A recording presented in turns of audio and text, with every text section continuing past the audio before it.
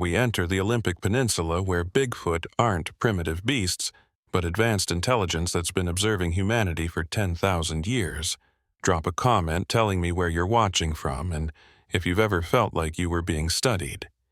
Hit that like button if discovering you're the primitive one terrifies you.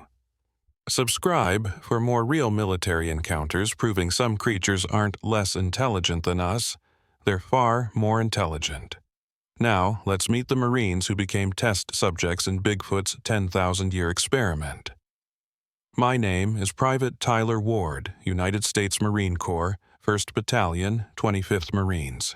What I'm about to tell you will challenge everything you believe about Bigfoot, about intelligence, about who's really at the top of the evolutionary ladder, about who's studying whom in the forests of the Pacific Northwest.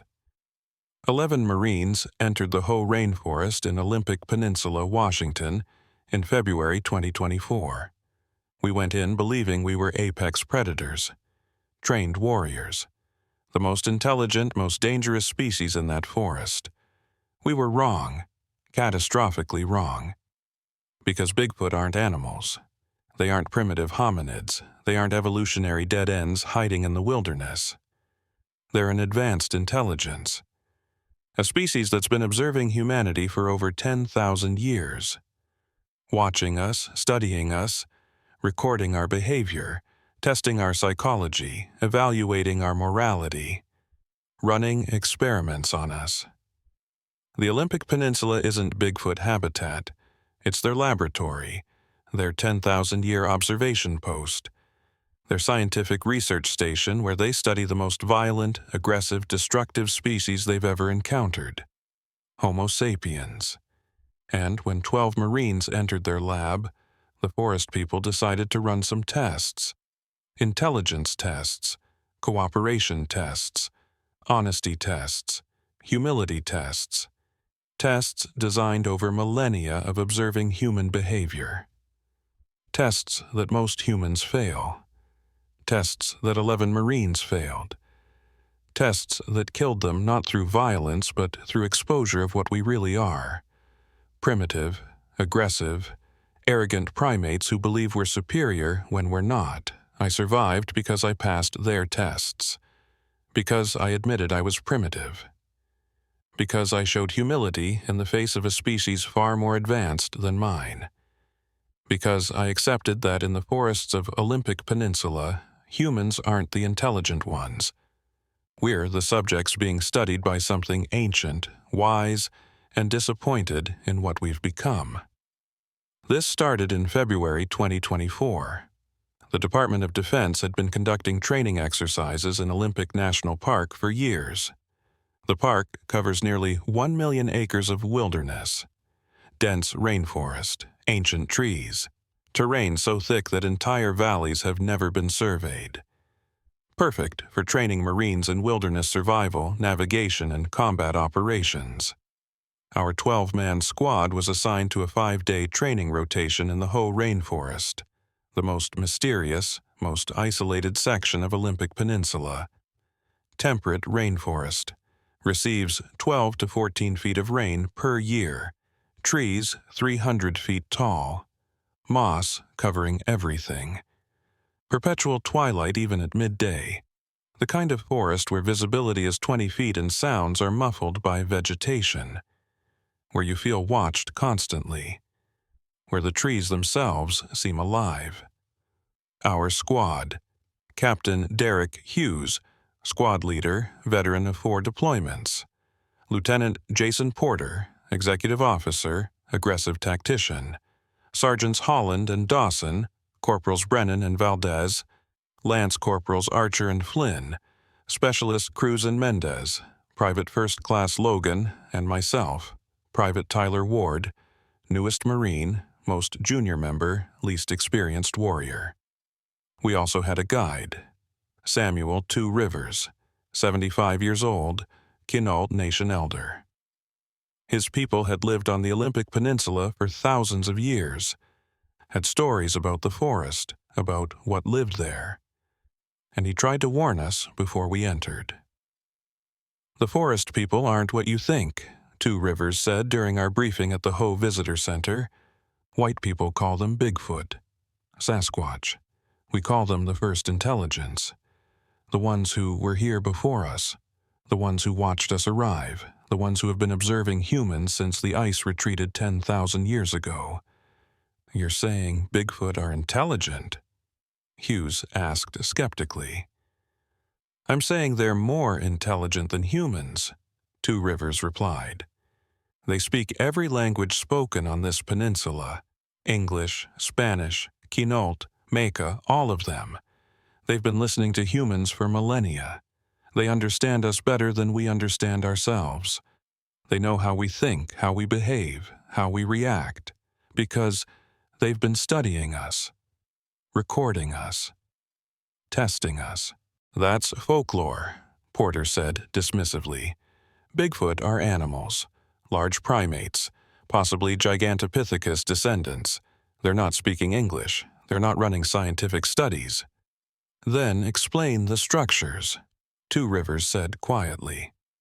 The formations in the deep forest, too complex for animals, too sophisticated for primitive hominids, geometric patterns, mathematical precision, architectural sophistication beyond what humans built 10,000 years ago. The forest people aren't primitive, they're ancient. And ancient doesn't mean simple. It means experienced, knowledgeable, wise. Hughes thanked Two Rivers for the warning and dismissed it as native mythology. We were Marines. We'd trained against human enemies. We'd faced insurgents, terrorists, and organized militaries. We weren't going to be intimidated by stories about intelligent Bigfoot. We deployed into the Hoh Rainforest at 0600 hours on February 20th, 2024. Temperature was 42 degrees Fahrenheit. Overcast, typical Pacific Northwest winter. We'd spend 5 days in the forest learning wilderness survival. Standard training, no issues anticipated. For the first 6 hours, everything was normal. Dense rainforest, towering trees, moss covered everything. We practiced navigation, set up camp, conducted basic field operations, professional training, military routine. At 1200 hours, Holland noticed something strange. We were in a valley maybe 4 miles from the nearest trail, completely isolated, and he found a structure, not natural, not made by humans. Something else. "Captain, you need to see this," Holland called. We gathered around. It was made of branches, but not randomly stacked like animal debris, arranged, woven, creating geometric patterns, hexagonal designs, mathematical precision, the kind of structure that requires spatial reasoning, planning, and abstract thought. "Animals don't make this," Holland said. "This is architectural, intentional, sophisticated." "Maybe other hikers," Porter suggested, "some kind of art installation." But there were more. As we moved through the valley, we found dozens of structures, all geometric, all precise, all demonstrating intelligence. Not human intelligence. The materials were too heavy for humans to move without equipment. But intelligence. Undeniable intelligence. At 1400 hours, Brennan found tracks, massive, human-shaped but elongated, probably 15 inches long, 6 inches wide, stride length suggesting something 8 to 9 feet tall, fresh tracks, recent, hours old, maybe. "Bigfoot," Brennan said. "These are Bigfoot tracks. Stay alert," Hughes ordered. "Unknown large animal in area, could be dangerous, could be territorial. Maintain defensive formation." But at 1500 hours, we realized we weren't dealing with a dangerous animal.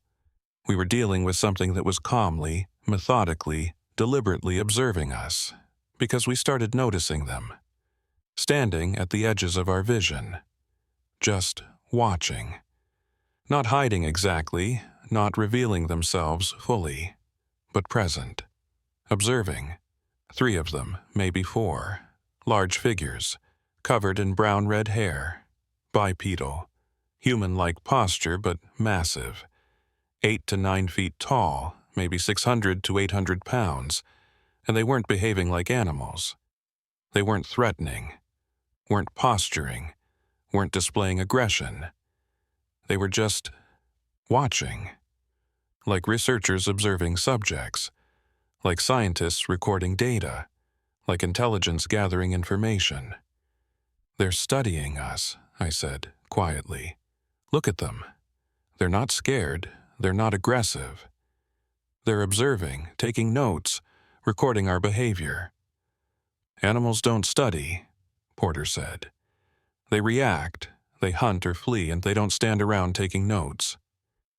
But that's exactly what they were doing, standing still, watching calmly, occasionally moving to get better angles, better views, better observation positions, like documentary filmmakers, like field researchers, like scientists conducting experiments.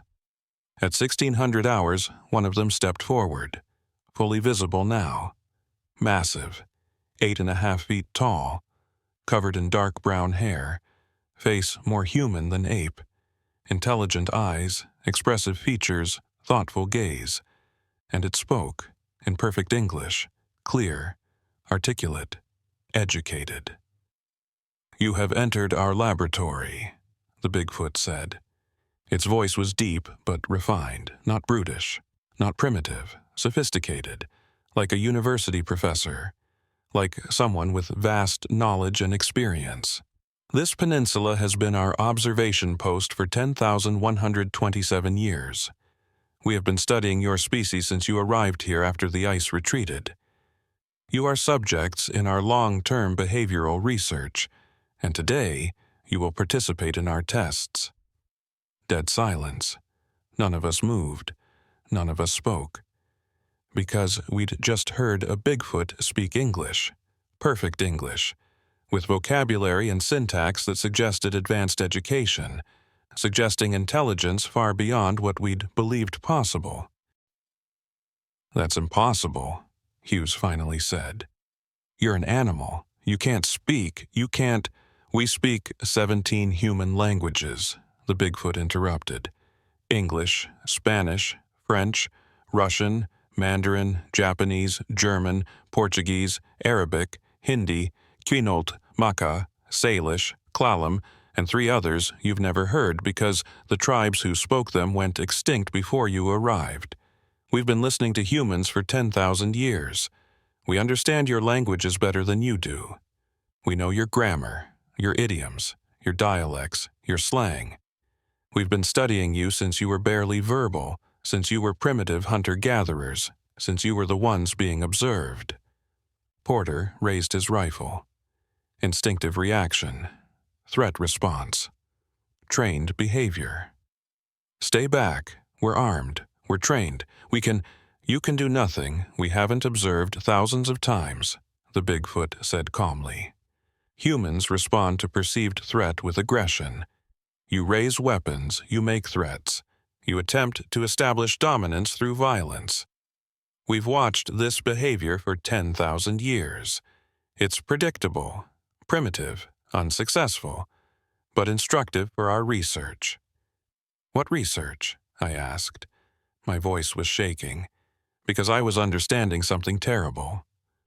We weren't the hunters, we were the hunted. We weren't the observers, we were the observed. We weren't the intelligent species in this forest. We were the primitive ones being studied. "Human psychology," the Bigfoot explained.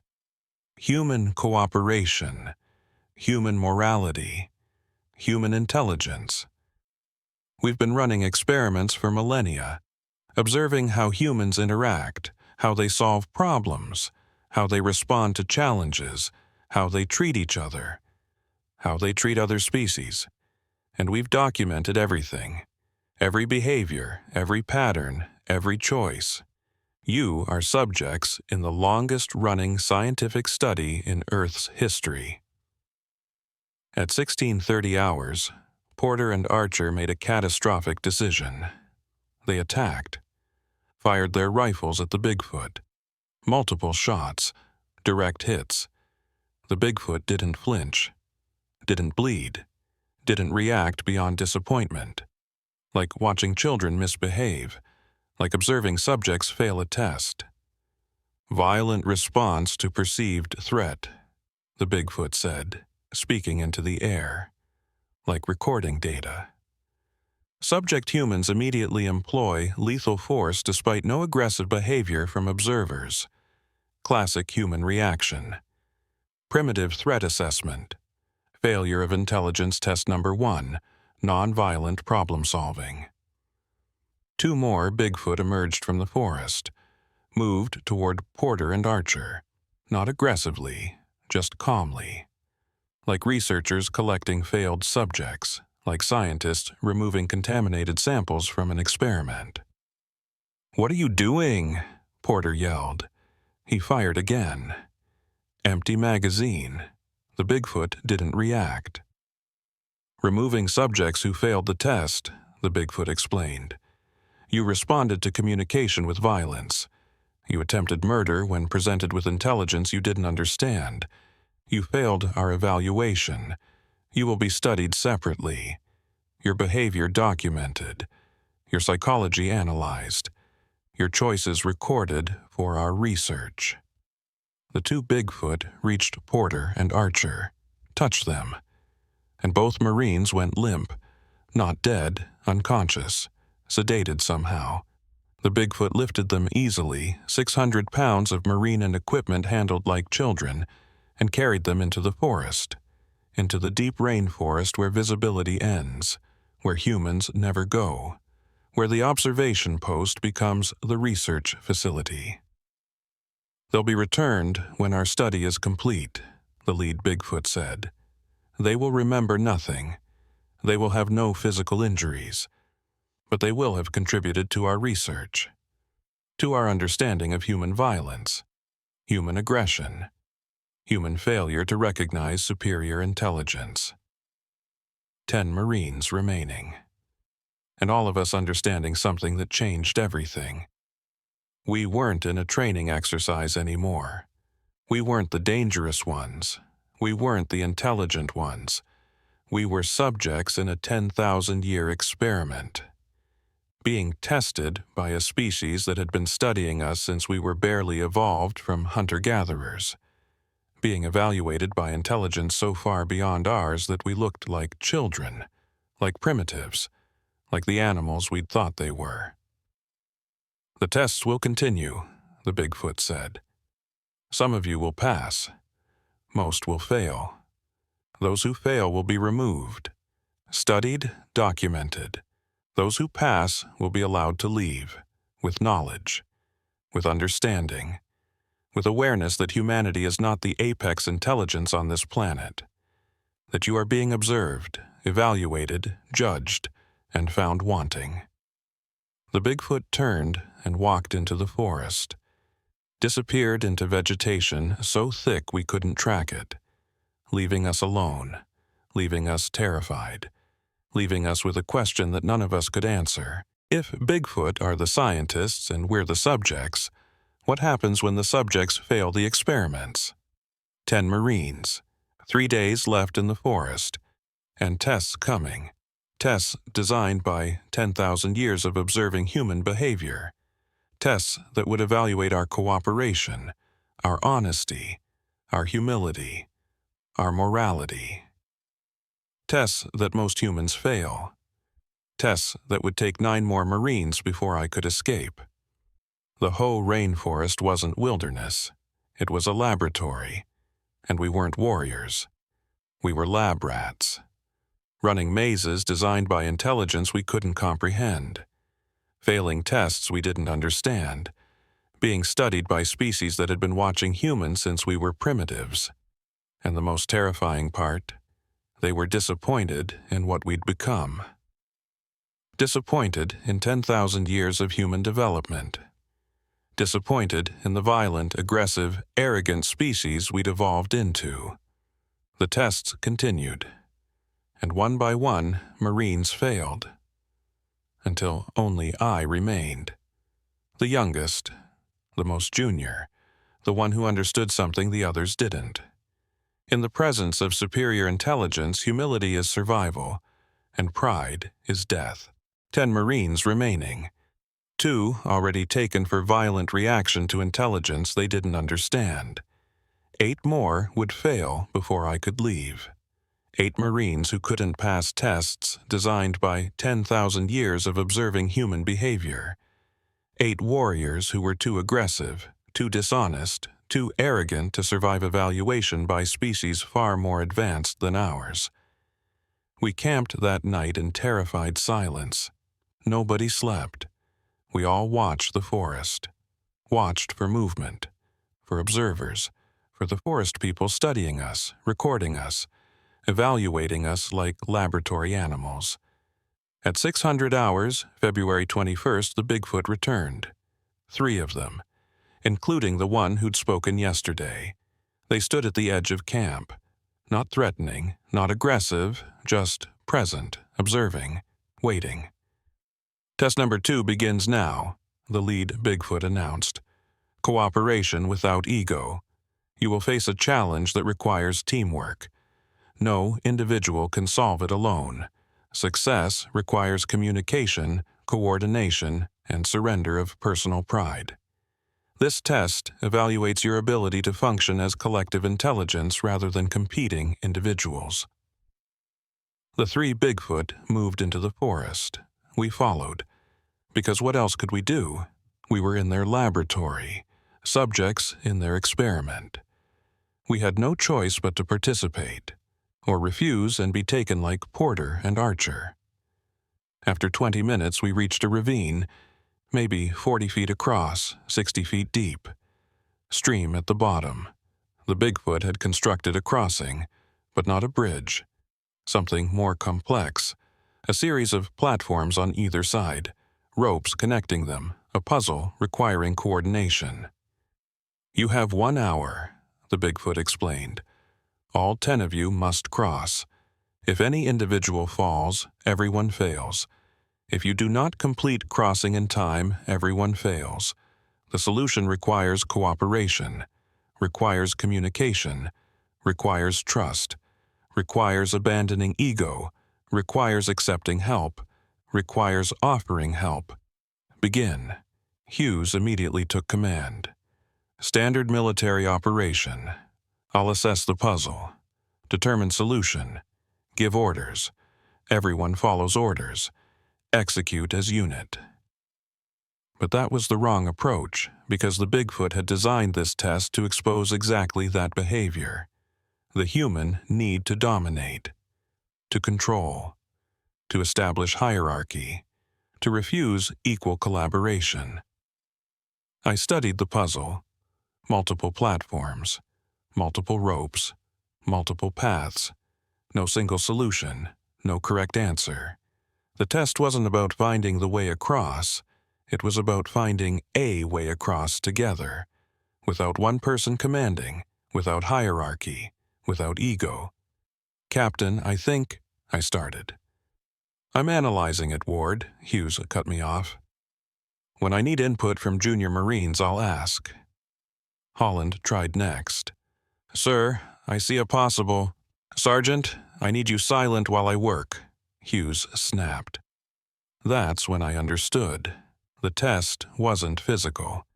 It was psychological. The Bigfoot were testing whether humans could cooperate without dominance, whether we could solve problems collectively, whether we could abandon rank and ego and work as equals. Captain, I said carefully, I think this test requires all of us to contribute, not one leader giving orders, but everyone offering ideas, working together, no hierarchy, just cooperation. That's not how Marines operate, Hughes said. We have chain of command, rank structure, discipline. That's what makes us effective. That's what makes us superior. Superior to what? One of the Bigfoot observers asked. To species that cooperate naturally, to species that solve problems collectively, to species that don't require dominance hierarchies to function. Your superiority is your weakness. Your inability to cooperate as equals is why you fail our tests, why you fail as species. But Hughes didn't listen. Spent 40 minutes trying to solve the puzzle himself, giving orders, insisting on his authority, refusing input from lower ranks, refusing to cooperate, refusing to abandon ego. At 45 minutes, Dawson, Brennan, and Valdez had enough. They tried to cross without Hughes' plan, tried to work together, but they'd spent 45 minutes not communicating, not coordinating, not building teamwork. They weren't synchronized, weren't cooperating effectively. They fell. Not far, the Bigfoot had designed safety mechanisms, but they failed. The test was over. Failure, the Bigfoot announced. Subject humans unable to cooperate without dominance hierarchy. Unable to solve problems collectively. Unable to abandon ego for group success. Captain Hughes. Failure to delegate. Failure to include. Failure to collaborate. Sergeant Dawson. Corporal Brennan. Corporal Valdez. Failure to communicate earlier. Failure to establish cooperation before action. Failure to build team cohesion. 4. Bigfoot emerged from the forest, approached Hughes, Dawson, Brennan, and Valdez, touched them. All 4 went limp, unconscious, sedated. The Bigfoot carried them away, into the deep forest, to be studied, documented, analyzed as examples of human failure. 4 subjects failed cooperation test, the lead Bigfoot recorded. Unable to function without dominance, unable to collaborate as equals, predictable human behavior observed in 83.7% of human groups over 10,000 years. Humans prioritize hierarchy over problem solving, prioritize ego over effectiveness. Failure pattern consistent across millennia. 6 Marines remaining: Holland, Cruz, Mendez, Logan, Flynn, and myself. And we were learning something terrible. The Bigfoot weren't testing our physical capabilities, they were testing our psychology, our sociology, our ability to be something other than aggressive, hierarchical, ego-driven primates. At 1200 hours, the second test began. Honesty without pride, the Bigfoot explained. You will each answer questions, simple questions, personal questions, questions about your fears, your weaknesses, your failures.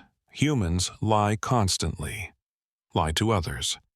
Lie to themselves. Lie to preserve ego. Lie to appear strong. This test evaluates your capacity for truth, for vulnerability, for honest self-assessment. The Bigfoot approached Holland first. What is your greatest fear? I don't fear anything, Holland lied immediately. Marines don't have fear. We're trained to failure, the Bigfoot interrupted.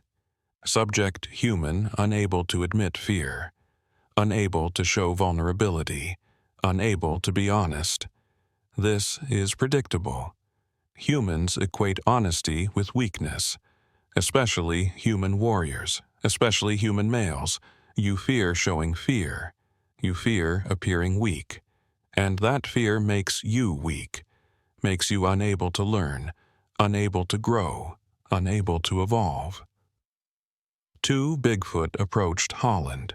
He tried to resist, tried to fight, but they were too strong, too calm, too experienced with resisting humans. They sedated him, carried him away. Another subject removed, another failure documented. What is your greatest weakness? The Bigfoot asked Cruz. I have no significant weaknesses, Cruz said carefully, trying to sound confident, trying to sound strong. I'm a trained Marine. I'm physically fit. I'm mentally prepared. I'm lying, the Bigfoot said. All humans have weaknesses. All intelligent beings have limitations. Only humans pretend otherwise. Only humans confuse honesty about weakness with actual weakness. Your greatest weakness is your inability to admit weakness. Your pride prevents learning, prevents improvement, prevents evolution. Cruz was removed, sedated, taken into the forest. Another failure, another subject unwilling to be vulnerable, unwilling to be honest, unwilling to admit imperfection. 4 Marines remaining. Mendez, Logan, Flynn, and myself, and I was understanding the pattern. The Bigfoot weren't testing for strength. They were testing for humility, for honest self-awareness, for ability to admit imperfection, for qualities that most humans, especially military humans, had been trained to suppress. "What is your greatest failure?" the Bigfoot asked Mendez. Mendez hesitated, thought, considered lying, then saw what had happened to Holland and Cruz, saw that dishonesty failed, but also saw that honesty required admitting failure, required showing vulnerability, required appearing weak in front of other Marines. His pride wouldn't allow it. "I completed all my training successfully," Mendez said. "I haven't failed." "Everyone fails," the Bigfoot responded. "Failure is universal. Failure is how intelligence learns. Only humans pretend they don't fail. Only humans equate failure with worthlessness. Your greatest failure is your inability to admit failure. Your pride prevents growth, prevents wisdom, prevents understanding." Mendez was removed. Another subject taken, another human too proud to be honest, too afraid to show vulnerability, too invested in appearing perfect to admit imperfection. 3 Marines remaining, Logan, Flynn, and myself. The Bigfoot turned to Logan. "What is your greatest fear?" Logan looked at the others, looked at Flynn and me, looked at the Bigfoot, and made a decision. Failing my unit, letting down people who depend on me, not being good enough when it matters, being the reason someone gets hurt. The Bigfoot paused, studied Logan. Honest answer. Vulnerable admission. Shows self-awareness. Shows care for others. Shows appropriate fear. This is acceptable. You pass this test, but more tests remain. Logan exhaled. Survived through honesty, through vulnerability, through admission of fear, through being willing to appear weak. Flynn was next. "What is your greatest weakness?" Flynn thought carefully. "My temper. I react emotionally before thinking. I make decisions based on anger, and it's caused problems. Gets me in trouble. Makes me less effective." "Honest self-assessment," the Bigfoot acknowledged. "Accurate weakness identification. No false pride. No pretended perfection. Acceptable. You pass. But more tests remain." Then the Bigfoot turned to me. "What is your greatest failure?" I'd been dreading this question, because my greatest failure was recent, obvious, embarrassing, and I had to admit it in front of other Marines, in front of species judging human intelligence, in front of observers who'd been watching humans for 10,000 years. "I froze in combat," I admitted. "In my first deployment. Someone needed help. I was scared. I hesitated. By the time I moved, it was too late. They died because I failed, because I was too afraid to act. That failure haunts me, shapes me, makes me question if I deserve to be a Marine." Silence. Long silence. The Bigfoot studying me, evaluating my answer, determining if I was honest, if I was genuinely vulnerable, if I passed. "Honest admission of significant failure," the Bigfoot finally said. "Emotional vulnerability, deep self-criticism, ongoing personal consequence. This is rare in human warriors. Rare in human males. Rare in humans generally. You pass, but most difficult tests remain. At 1600 hours, the third test began. 3 Marines remaining, Logan, Flynn, and myself. And the Bigfoot explained, respect for nature, respect for other intelligence, respect for species beyond your own. Humans believe they are superior, believe they have dominion, believe other species exist to serve them. This test evaluates your capacity for respect, for humility before nature, for recognition that you are not the peak of evolution but one branch among millions. The Bigfoot led us deeper into the Hoh Rainforest, to a grove of ancient trees, Douglas firs, Sitka spruce, western red cedar, trees 300 feet tall, 800 years old, maybe older, massive, beautiful, ancient. These trees were here before your civilization, the Bigfoot explained. Were here when your ancestors were primitive tribes. Were here when you were barely evolved from hunter-gatherers. These trees have witnessed 800 years of human development, 800 years of human arrogance, 800 years of humans cutting down their brothers and sisters because humans don't respect intelligence different from their own. The Bigfoot gestured to the smallest of the ancient trees, maybe 200 years old, 150 feet tall. This tree is young, unnecessary. If you were human loggers, you would cut it down, use it for lumber, convert living intelligence into dead profit. That is human nature. Human disrespect, human arrogance. Logan looked at the tree, looked at the Bigfoot. You want us to cut it down? No, the Bigfoot said. I want to see if you want to cut it down. If you see living tree as resource to exploit, or living intelligence to respect. Flynn understood. This test is about how we see nature. If we see it as existing for us, or as existing with us. Correct, the Bigfoot acknowledged. Humans see themselves as separate from nature, superior to nature, entitled to exploit nature. This is human arrogance. This is human failure. This is why we are disappointed in 10,000 years of human development. I wouldn't cut it, I said. That tree is alive. It's been alive longer than I have. It's part of the forest, part of the ecosystem. I have no right to kill it for my convenience. Acceptable answer, the Bigfoot said. Shows respect, shows humility, shows recognition of value beyond human utility. Flynn nodded. Same.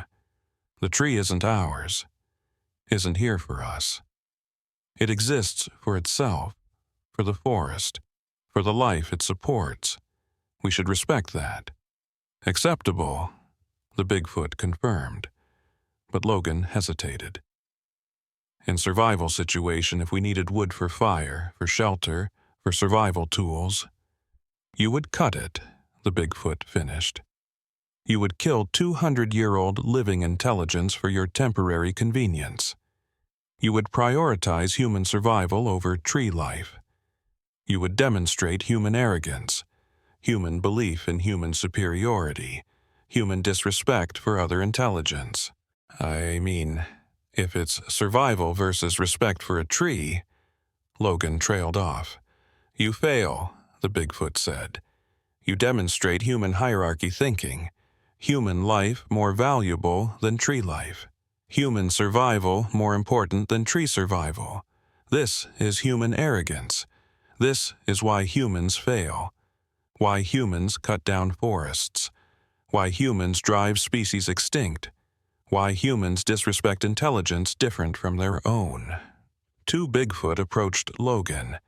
He didn't resist, didn't fight, just looked sad, disappointed in himself, understanding he'd failed, understanding his answer had revealed human arrogance he didn't know he had.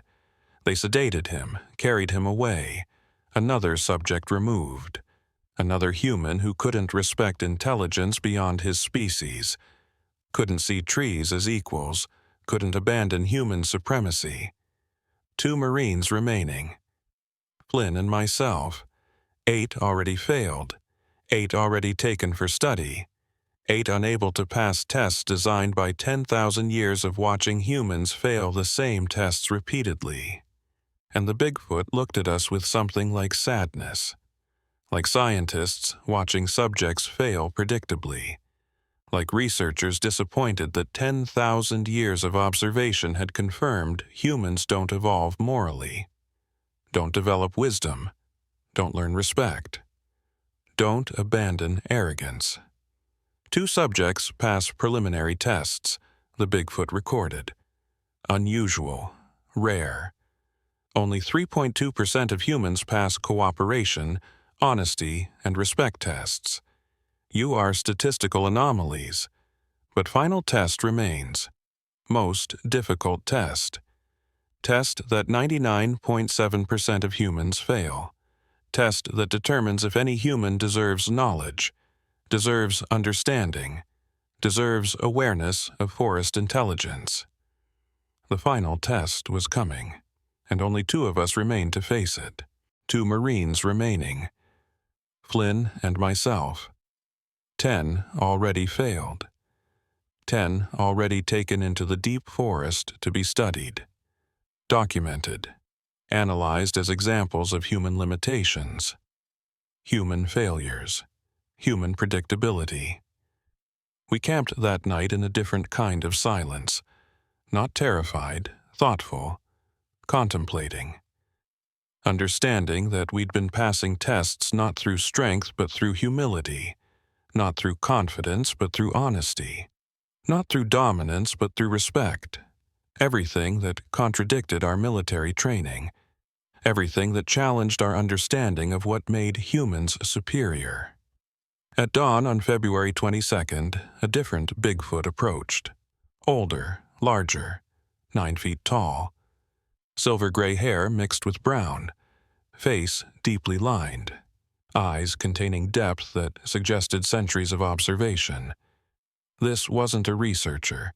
This was the elder, the one who'd been watching longest, who'd seen the most, who understood humans better than we understood ourselves.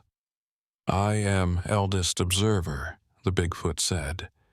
Its English was even more refined than the others. "I have been studying humans for 843 years. My predecessors studied your species for 9,284 years before I was born. Together, we have recorded 10,127 years of human behavior on this peninsula, and I am here to administer the final test, the test of acceptance, the test that determines if you can handle the truth about what you are, what your species is, what we've learned from watching you." Flynn and I stood silent, waiting, knowing this test would be different, more profound, more difficult than cooperation or honesty or respect. "The final test is simple," the eldest observer explained. "I will tell you the truth about humanity as we've observed it. The truth that your species refuses to acknowledge. The truth that makes humans react with anger, denial, and violence. If you accept this truth with humility, you pass. If you react with pride, defensiveness, or aggression, you fail. Most humans fail. Because most humans cannot accept what they are, cannot bear honest assessment, cannot survive wounded ego." The eldest observer gestured to a massive cedar log. "Sit, listen, and choose how you respond." We sat.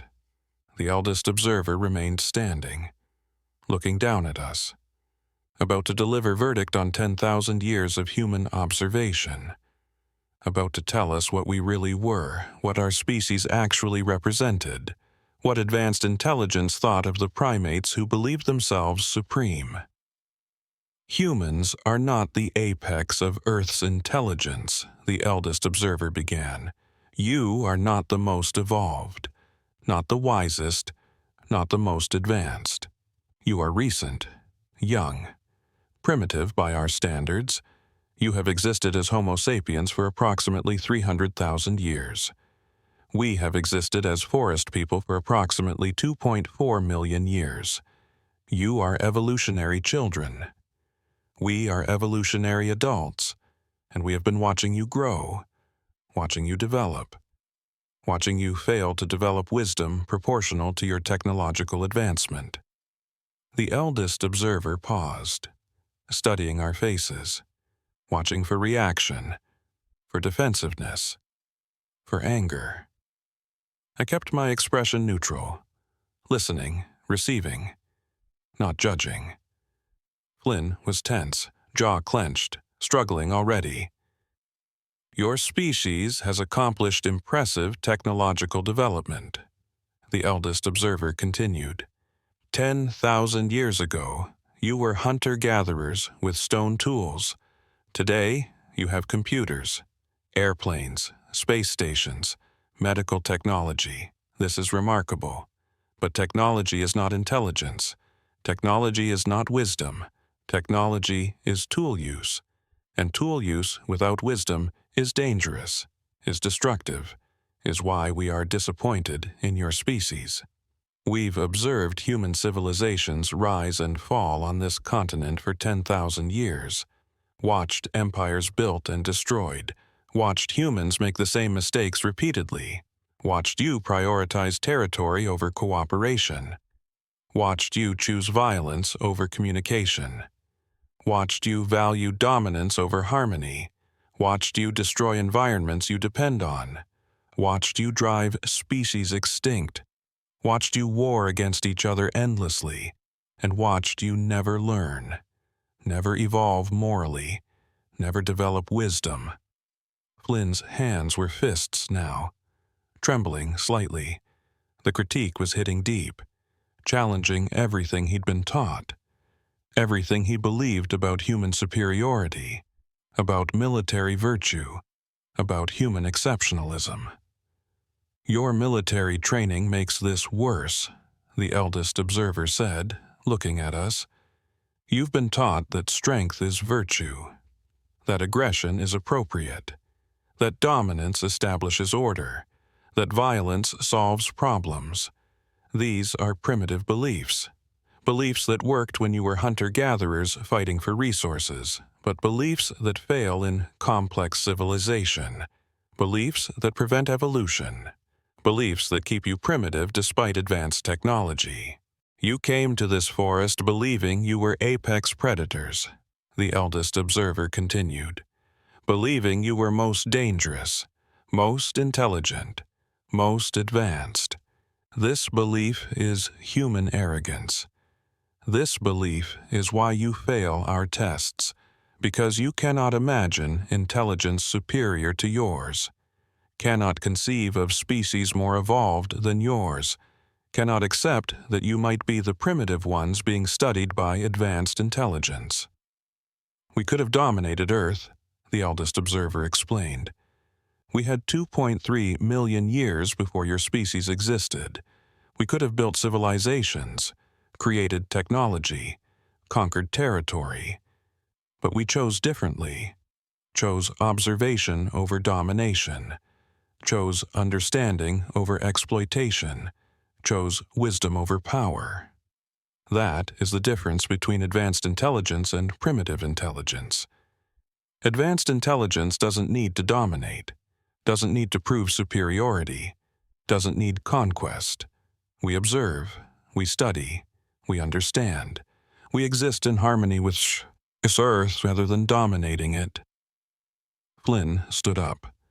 This is bullshit, he said, anger breaking through. You're calling us primitive? We built civilization. We created technology. We explored space. You destroyed forests, the eldest observer interrupted calmly. You drove thousands of species extinct. You warred constantly. You created weapons capable of destroying your planet. You polluted your air and water. You changed your climate. You created problems faster than you solved them. This is not advanced intelligence. This is primitive intelligence with dangerous tools. This is children with weapons. This is why we are disappointed." "We're not primitive," Flynn shouted. "We're evolved. We're intelligent. You're failing the final test," the eldest observer said. "React to honest assessment with anger. React to truth with defensiveness. React to critique with aggression. This is predictable human behavior. This is primitive ego protection. This is why 99.7% of humans fail this test. Because humans cannot accept honest evaluation, cannot bear wounded pride, cannot survive accurate assessment of their limitations." 2 Bigfoot emerged from the forest, approached Flynn. He backed away, still angry, still defensive, still unable to accept the truth, unable to choose humility over pride, unable to pass the final test. "I'm not primitive," Flynn yelled as they touched him, as he went limp, as they carried him away. Another subject failed. Another human too proud to accept truth. Another warrior unable to survive honest assessment. I sat alone with the eldest observer, the last Marine, the only one remaining, and I made a choice. The choice between pride and truth, between defensiveness and acceptance, between human arrogance and genuine humility. "You're right," I said quietly. "Humans are primitive. We're violent, we're aggressive, we're destructive. We destroy what we don't understand. We fight constantly. We value dominance. We exploit nature. We drive species extinct. We war against each other. We poison our planet. We're evolutionary children with dangerous toys. And we're too arrogant to admit it, too proud to accept it, too primitive to evolve past it." The eldest observer studied me. Long silence. Deep evaluation. "You accept this truth?" "Yes," I said. "I've seen it. I've participated in it. I've been trained for it. We train warriors. We glorify violence. We celebrate conquest. We measure success by domination. We're exactly what you said. Primitive primates with advanced technology, children with weapons, too young to be wise, too arrogant to learn, too proud to admit we're not apex intelligence." "And how does this truth make you feel?" the eldest observer asked. "Ashamed," I admitted, "embarrassed, humiliated, but also relieved. Because pretending we're advanced is exhausting. Maintaining human superiority myths is constant work. Admitting we're primitive is freeing. Accepting we have so much to learn is honest, true, real." More silence. The eldest observer watching me. Evaluating not just my words but my sincerity, my genuine acceptance, my real humility. "You pass," the eldest observer finally said. "You are 0.3% anomaly. Human who can accept truth. Human who chooses humility over pride. Human who survives accurate assessment. This is rare. This is why you deserve knowledge, deserve understanding, deserve awareness of what you've entered." The eldest observer gestured deeper into the forest. "Come. I will show you what 10,000 years of observation has built, what forest intelligence has created while humans warred and destroyed, what advanced species accomplishes when choosing wisdom over dominance." We walked for an hour, deeper into the Hoh Rainforest than any human trail goes, into valleys that don't appear on maps, into old growth forest that has never been surveyed, into the heart of Olympic Peninsula where the forest people live, where they've built, where they've created civilization invisible to humans because humans only recognize civilization that looks like theirs. And then I saw it, the observation post, the research facility, The 10,000-year laboratory where forest intelligence has studied humanity. It wasn't primitive, wasn't simple, wasn't crude. It was sophisticated beyond my understanding. Structures woven into ancient trees, architecture that enhanced nature rather than replacing it, technology that seemed organic, living, integrated with forest rather than imposed upon it. This has been here for 10,127 years, the eldest observer explained. We built it when your ancestors arrived on this peninsula, built it to observe, to study, to understand the new species that had migrated here. We watched you develop, watched you spread, watched you grow, recorded everything, documented all behaviors, created a comprehensive database of human psychology, sociology, and biology. I saw other forest people, dozens, maybe hundreds, living in this hidden civilization. Some were recording observations. Some were analyzing data. Some were teaching young. It was a functional society, advanced, organized, peaceful, everything humans claimed to be but weren't. We speak your languages because we've listened for 10,000 years, the eldest observer said. We understand your psychology because we've observed millions of humans. We know your patterns because you're predictable. We design tests that expose your limitations because we've seen those limitations repeatedly across millennia. You are not mystery to us. You are documented, studied, understood. What about the Marines you took? I asked. The 11 who failed? They are being studied, the eldest observer explained. Medical examination, psychological analysis, behavioral observation. They will be returned to human world in 3 days. They will remember entering forest. They will remember nothing of us. They will have no physical injuries. They will have contributed valuable data to our research. But they will not have knowledge, will not have understanding, will not have awareness, because they failed tests. They were too primitive to be trusted with truth. Why am I being trusted? I asked. Because you admitted you're primitive, the eldest observer said. Because you accepted human limitations with humility. Because you chose truth over pride. Because you demonstrated capacity for growth, for learning, for evolution. This is rare in humans. This is why you deserve knowledge, deserve to know you're being observed, deserve to understand there is intelligence on Earth far beyond human intelligence. The eldest observer walked me to a massive, ancient cedar. Inside was hollow, natural hollow, but modified, enhanced, made into observation room. Inside were carvings, thousands of carvings, recording 10,000 years of human history on Olympic Peninsula. Tribes, migrations, conflicts, developments, all documented, all preserved, all studied.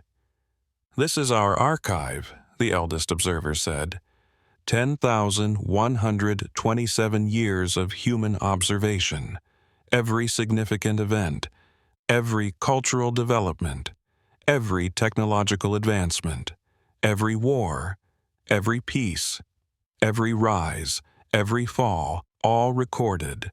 We know your history better than you do, know your patterns better than you understand them, know your future better than you can predict it. What is our future? I asked. Uncertain, the eldest observer admitted. Humans are at crossroads. You have technology to either evolve or extinct yourselves. You have capacity for either wisdom or destruction. We've been watching which path you choose. And we're concerned, because for 10,000 years, you've consistently chosen domination over cooperation, chosen violence over peace, chosen exploitation over harmony. The pattern suggests you will destroy yourselves, will create catastrophe you cannot survive, will become extinct like thousands of species you've already driven extinct. Can we change? I asked. Theoretically, yes, the eldest observer said. Humans have capacity for learning, for growth, for evolution. But capacity isn't outcome. You have capacity for wisdom, but you choose arrogance. Have capacity for peace, but you choose war. Have capacity for harmony, but you choose domination. The question isn't, can you change? The question is, will you change? And 10,000 years of observation suggests you will not. Then why tell me? I asked. Why show me this? Why give me knowledge if you believe we won't change? Because 0.3% of humans pass our tests, the eldest observer explained.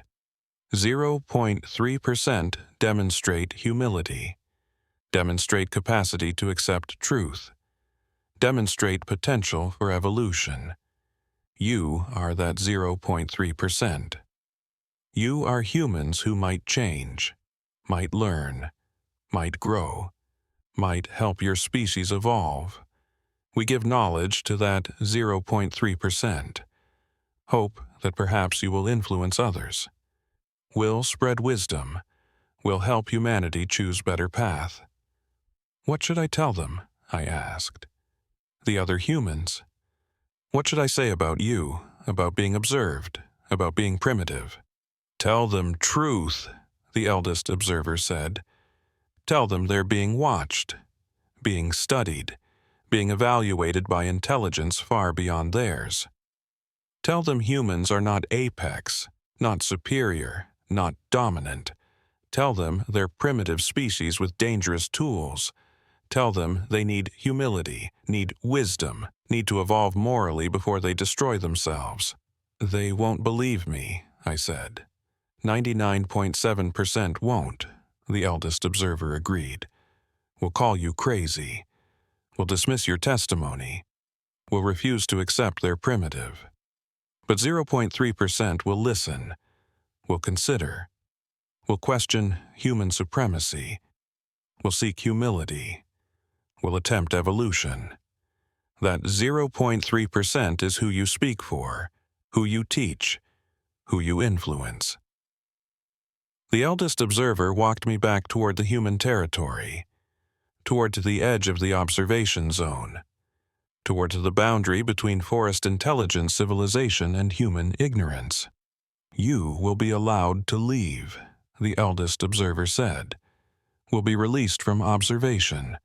Will return to human world with knowledge, with truth, with burden of understanding what humans refuse to accept. This is difficult, is isolating, is lonely, but is necessary. Because that 0.3% needs voices, needs witnesses, needs humans who have seen truth and survived it. At the forest edge, the eldest observer stopped. One final truth, it said. You asked why we study humans, why we observe, why we test. The answer is we are hoping you will evolve, hoping you will develop wisdom, hoping you will become advanced intelligence worthy of Earth. Because Earth deserves intelligent stewards, and humans have potential, have capacity, but need humility to achieve it, need to admit they're primitive before they can become advanced. We study you because we hope you'll change. We test you because we want you to pass. We observe you because we want to witness human evolution. But 10,000 years of observation makes us doubt, makes us wonder if you ever will. The eldest observer turned back toward deep forest, toward hidden civilization, toward 10,000-year observation post, leaving me at the boundary, alone, with knowledge that would change me forever. I was the only Marine to pass, the only one to survive truth, the only one humble enough to accept what humans are. And now I carried burden of knowing we're primitive, knowing we're observed, knowing we're disappointing species far wiser than ours.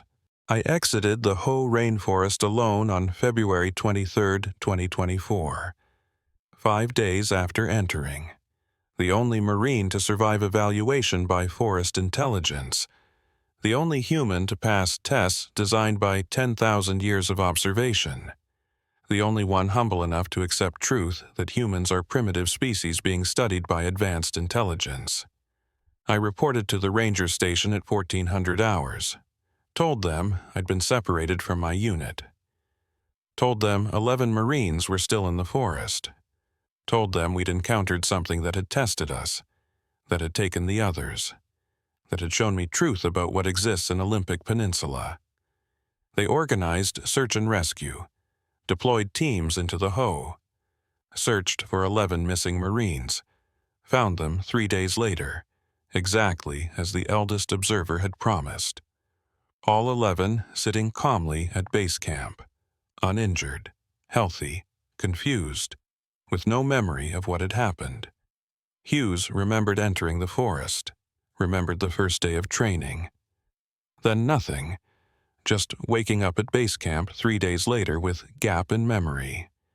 No recollection of Bigfoot, no memory of tests, no awareness of being studied.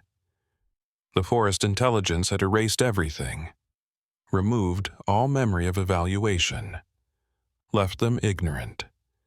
Because they'd failed, because they weren't trusted with knowledge, because they were too primitive to handle truth. I was debriefed, military intelligence, psychological evaluation, medical examination. They found nothing wrong with me physically, but psychologically, they diagnosed PTSD, delusional disorder, traumatic psychosis. Because I insisted Bigfoot existed, insisted they spoke English, insisted they'd tested us, insisted they had advanced civilization, insisted humans were being observed by superior intelligence. The other 11 Marines contradicted my testimony, remembered nothing, confirmed nothing, made me seem crazy, made my story seem like hallucination, made my truth seem like delusion. Private Ward experienced severe psychological break, the psychiatrist concluded. Stress-induced psychotic episode. Created elaborate delusion involving intelligent Bigfoot to cope with trauma of separation from unit. Recommend medical discharge. Ongoing psychiatric treatment. Medication. He believes his delusions are real, shows no insight into mental illness. I was discharged in April 2024. Medical separation. Unfit for duty. Psychological instability. Given medications I didn't take. Told to attend therapy I knew wouldn't help. Classified as mentally ill because I'd experienced truth that contradicted human supremacy myths. The other 11 Marines continued their careers. No memory of failure. No awareness of being tested. No knowledge of being studied. No burden of truth. They went on believing humans were apex, were intelligent, were superior, because they'd been allowed to remain ignorant, because they'd failed tests, because they weren't trusted with knowledge. But I knew. I carried truth. I'd seen the observation post, the 10,000-year archive, the hidden civilization, the forest intelligence that had been watching humanity since we were primitive hunter-gatherers, and I couldn't unknow it, couldn't forget it, couldn't return to comfortable ignorance of human superiority. I tried to share what I'd learned, tried to tell people about forest intelligence, about being observed, about being primitive, about needing humility, about 10,000 years of documented human failure, about advanced species watching humanity disappoint them. Most people dismissed me, called me crazy, called me delusional, called me conspiracy theorist, because accepting my story meant accepting humans weren't apex, weren't superior, weren't dominant, and humans won't accept that, won't admit primitive status, won't acknowledge superior intelligence, won't choose humility over pride. But 0.3% listened. A small number. Scattered individuals. People who'd always questioned human supremacy, who'd suspected we weren't alone, who'd felt watched in forests, who'd sensed intelligence beyond human intelligence. They listened, they considered, they opened to possibility that maybe humans were the ones being studied, were the primitive ones, were the subjects in longer experiment. I connected with Bigfoot researchers, showed them what I'd learned, explained the tests, described the civilization, shared the eldest observer's message. Most dismissed me, but some understood. Some recognized patterns. Some had encountered similar experiences. Some had felt evaluated by intelligence they encountered in wilderness. Samuel Two Rivers found me 6 months after my discharge. Showed up at my apartment unannounced, sat down, looked at me with knowing eyes. "You met them," he said. "Not a question. Statement. You passed their tests. They showed you, trusted you. Now you carry burden." "How did you know?" I asked. "I passed their tests 40 years ago," Two Rivers said. "I was younger then. Proud warrior. Thought I knew everything. The forest people tested me, humbled me, showed me truth, gave me knowledge. And I've carried it since, shared it when I could. Been dismissed as crazy, been isolated by truth, but served the 0.3%. Helped those ready to question human supremacy." "How many of us are there?" I asked. "How many humans have passed?" "The forest people estimate 0.3% of humans who encounter them pass tests," Two Rivers explained. "Most humans never encounter them. Of those who do, most fail immediately. Of those who pass preliminary tests, most fail final test. They can't accept truth, can't admit human primitiveness, can't survive wounded pride. But those who pass, we number in hundreds globally. We find each other. We share burden. We teach the 0.3% who might listen." "What's our purpose?" I asked. "Why show us truth if humanity won't change?" "Because 0.3% might change," Two Rivers said. "Might evolve, might develop humility, might influence others. The forest people are hoping that 0.3% becomes 1%, that 1% becomes 5%. That eventually, enough humans accept truth that species evolves, abandons arrogance, chooses wisdom, becomes advanced intelligence worthy of Earth. It's unlikely. 10,000 years suggests humans won't change. But forest people are patient, are hoping, are observing." Over the following year, I met others who'd passed tests.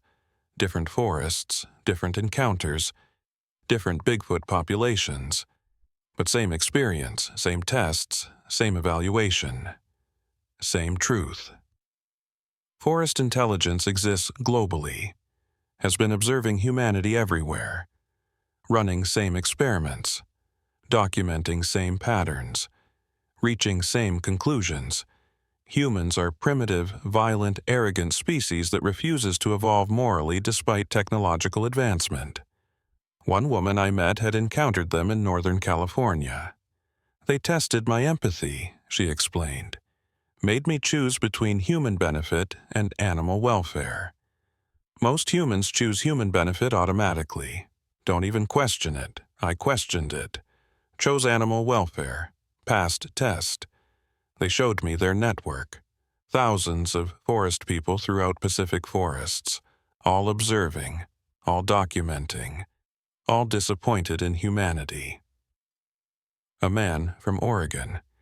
"They tested my ego, asked me to admit humans aren't special, aren't chosen, aren't superior. Most humans can't. Their ego won't allow it. I admitted it, accepted it, passed.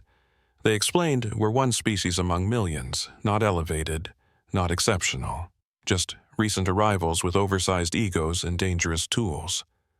All of us carrying same burden, same truth, same knowledge that we're being watched, being studied, being evaluated and found wanting. All of us trying to share truth with species that won't accept it. All of us hoping that maybe 0.3% will become enough to change human trajectory. I returned to Olympic Peninsula 1 year after my discharge. Hiked back into Hoh Rainforest. Not to the observation post. I couldn't find it even if I tried. The forest people control access. But to the general area, to the forest where I'd been tested, where I'd been humbled, where I'd learned truth. And they were there, watching, observing. 3 of them at forest edge, not hiding, not revealing themselves to other hikers, but visible to me, acknowledging me, recognizing me as one who passed, one who knows, one who carries burden, one approached, not the eldest observer, a younger one, maybe 50 years old. You returned, it said. I wanted to see you again, I explained. Wanted to know if what I experienced was real, if I'm not crazy, if truth I carry is actual truth. It's real, the Bigfoot confirmed. You passed tests, were shown truth. Carry burden now. This is your purpose, to share truth with 0.3% who might listen, to help humans question supremacy myths, to spread humility, to teach that humans are not apex but are being observed by intelligence far beyond theirs. Is humanity changing? I asked. Is the 0.3% growing? Is there hope? Minimal, the Bigfoot admitted. Humans are becoming more arrogant, not less, more convinced of superiority, not less, more technologically advanced, but not more wise. The pattern suggests extinction within centuries. Self-inflicted destruction. You're killing your planet, driving species extinct, warring constantly, creating catastrophes faster than you solve them. The observation data suggests humans will fail, will destroy themselves, will become extinct like species you've already eliminated. Can we change? I asked desperately. Can the 0.3% make difference? Perhaps, the Bigfoot said. If 0.3% influences others, if humility spreads, if enough humans admit primitiveness and choose evolution. But 10,000 years of observation makes us doubt, makes us wonder if humans have capacity for change. You've been same for millennia. Same violence, same arrogance, same destruction. Technology advances, but wisdom doesn't. You become more dangerous without becoming more wise. This is pattern of extinction. What happens when we're gone? I asked. Earth continues, the Bigfoot said simply. Other species continue. Life continues. Humans aren't necessary, aren't essential, aren't irreplaceable. You're one species among millions. If you extinct yourselves, Earth recovers. Other intelligence emerges. Life adapts. Humans believe you're central to Earth. You're not. You're temporary residents. Brief experiment in primate intelligence. Interesting but not crucial. That's harsh, I said. That's truth, the Bigfoot replied. Truth humans can't accept. Truth that wounds human ego. Truth that makes humans call you crazy when you share it. But truth nonetheless. And you were trusted with truth because you could accept it, could survive it, could carry it without breaking. The Bigfoot turned to leave, stopped, turned back. Continue speaking truth to 0.3%. Continue teaching humility.